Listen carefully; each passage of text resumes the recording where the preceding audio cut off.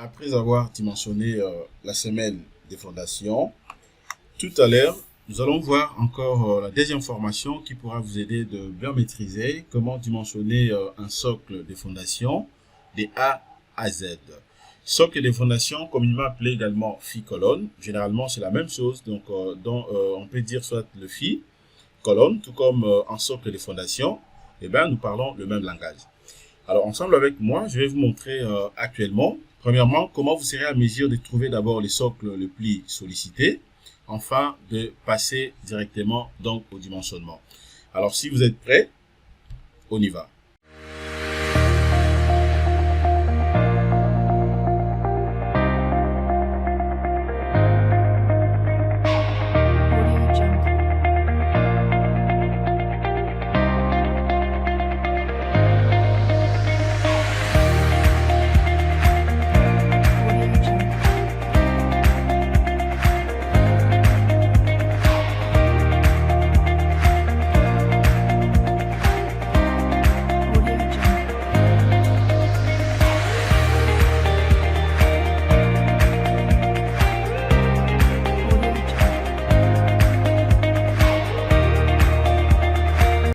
Salut les amis, bienvenue sur Ginkonga Tutoriel, j'espère que vous allez très bien.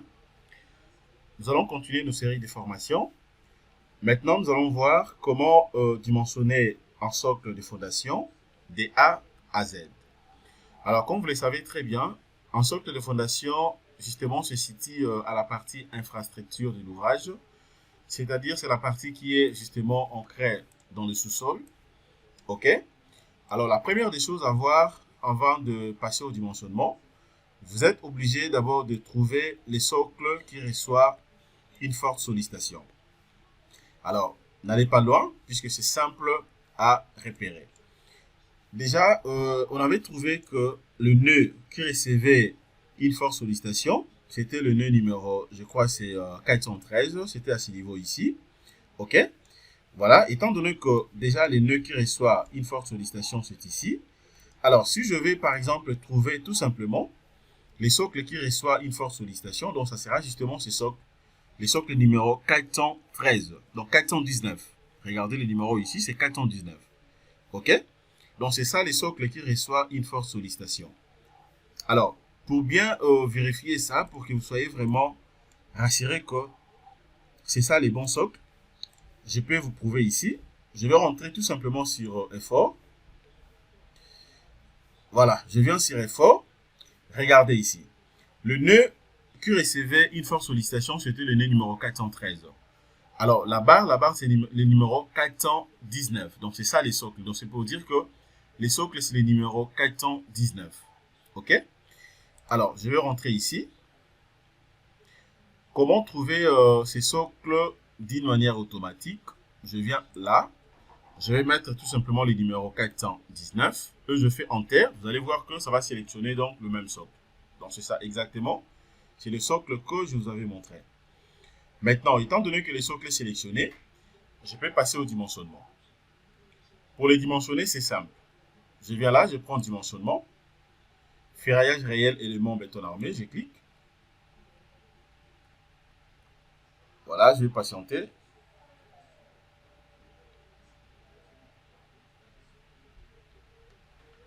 Je patiente. OK. Je prends toujours les lits. État limite ultime.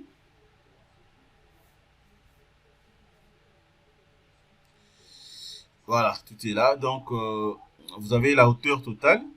Je vous avais dit que la profondeur et le N, la profondeur totale ici, c'était les 3 mètres. Donc là, ça fait également 3 mètres. Donc, c'est bon.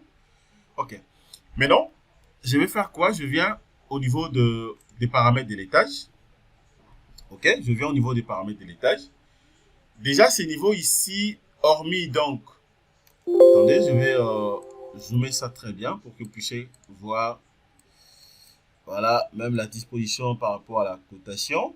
Voilà. Paramètres de l'étage. OK.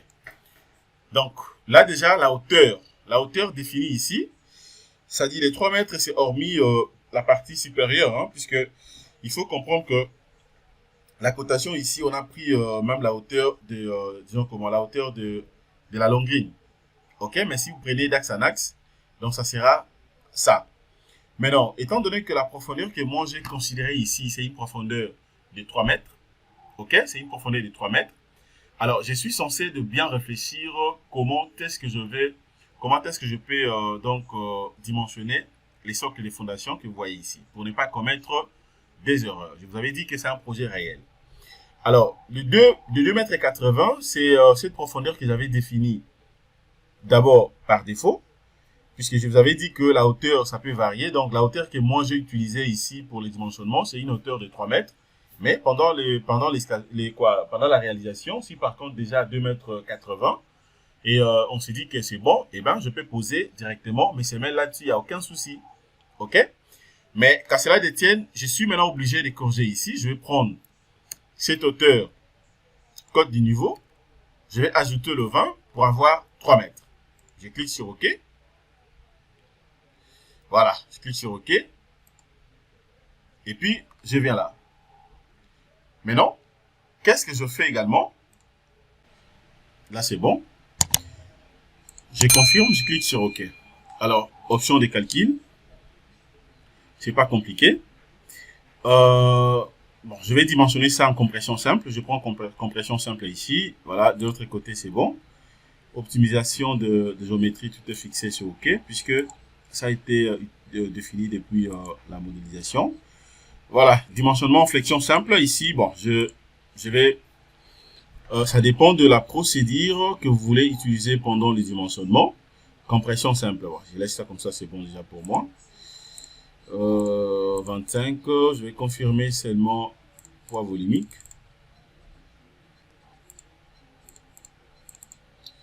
« 2500.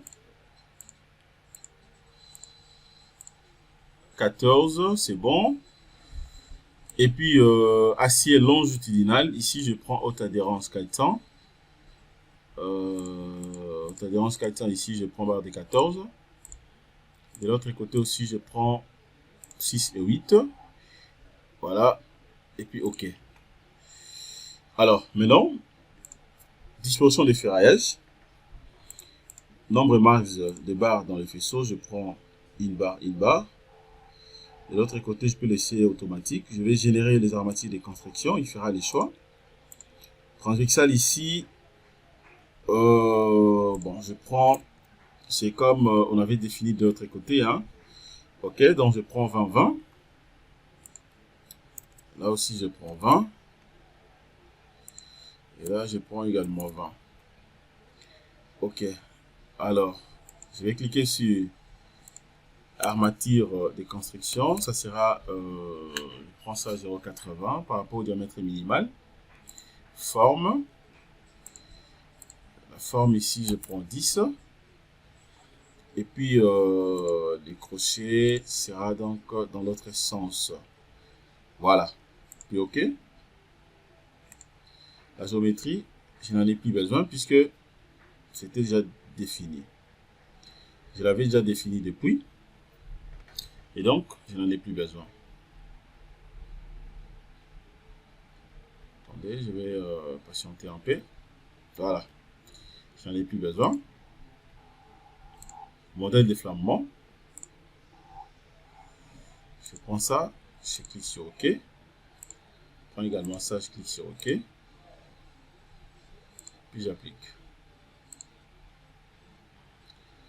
Modèle d'efflamement, c'est bien. Définir charge, je clique là. C'est bien sûr en ELI, donc là, il n'y a aucun souci. Voilà le plan d'exécution. Je ne peux pas encore cliquer là-dessus. Ici, je vais rentrer. Je prends d'abord ici.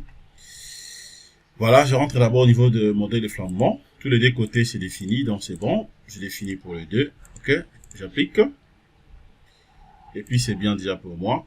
Voilà, là, c'est bon. Définir charge, j'avais déjà vérifié, je n'ai pas de problème. Voilà, et puis là, c'est bon. Maintenant, je viens là, analyser ou analyse. La description, je prends nombre pièces, longueur, diamètre, ainsi de suite. Puis je clique sur OK. Voilà, et puis j'applique sur calculer. Voilà. Regardez ce que j'ai obtenu. Ok, donc il n'y a pas de problème. Tout est bien. Maintenant, je vais rentrer ici. Je prends d'abord l'option de calcul. Je vais changer seulement cette disposition. Attendez, je vais essayer un tout petit peu d'augmenter la limite ici. Je prends même 21. 21, je vais voir d'abord à quoi ça ressemble. Est-ce que j'aurai quelque chose de concret comme j'avais obtenu là. Confirme. Et puis je relance. Je relance, je vais voir. Ok, c'est bon. Déjà là, c'est bon. Ok. Je confirme que j'ai obtenu quelque chose de concret. Je viens là, je vais spécifier que 20. Là aussi, je prends 20. Et de l'autre côté aussi, je prends 20. Ok, je relance les calculs. Voilà, c'est bon. Ah, mais j'ai oublié de mettre les crochets ici. Hein. Moi, j'aime dimensionner directement avec les crochets. Donc, excusez-moi, je viens là, je vais prendre d'abord le crochet. Ok, je prends le crochet. Là aussi, je vais confirmer toujours le 2500 tel que défini. Ok, voilà. Je vais jeter d'abord un coup d'œil ici au niveau de... Voilà, je relance maintenant. Ok, les crochets sont là. Maintenant, c'est bien. Ok.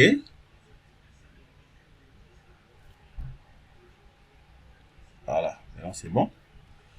Alors, je vais modifier seulement un truc. Je viens sur fichier, propriété, voilà, projet, parce que là il faut modifier. Bon, oui, je peux modifier à partir de là.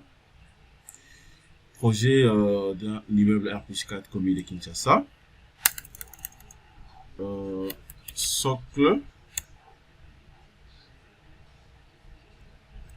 Bon, je mets ça en gras. Socle B, ça dit socle en béton armé. Je clique sur OK. Voilà. Là maintenant c'est bien. Alors, et puis je peux voir, analyser d'abord les résultats à partir de poteau résultat. Voilà, l'écart c'est pas du tout, trop, hein, donc je peux laisser comme ça, c'est bon. Mais comprenez ici que je n'ai pas tenu compte des moments. Ok, je n'ai pas tenu compte des moments par rapport à la méthode que j'ai utilisée. Alors, je vais essayer un peu de changer la méthode, la norme des calculs. Je viens là, je prends maintenant avec flexion pour tenir aussi compte des moments. Et puis, je vais voir ce que j'aurai. Ok, je vais rentrer également ici pour confirmer encore les crochets. Puis, je relance. Voilà. Voilà, l'excentrement, voilà, n'a pas été bon, par rapport à la méthode. Donc, c'est souhaitable que ça soit dimensionné justement, donc en compression simple. En compression simple. Et non avec flexion. Compression simple, ok. Je rentre là, je crois que là c'est bon. Voilà, donc je clique maintenant sur OK. Hop. Voilà, maintenant c'est très bien. OK. Maintenant c'est bien. Donc voilà comment vous serez à mesure justement donc de dimensionner donc un socle de fondation. Et merci de votre disponibilité. Excellente journée. Au revoir.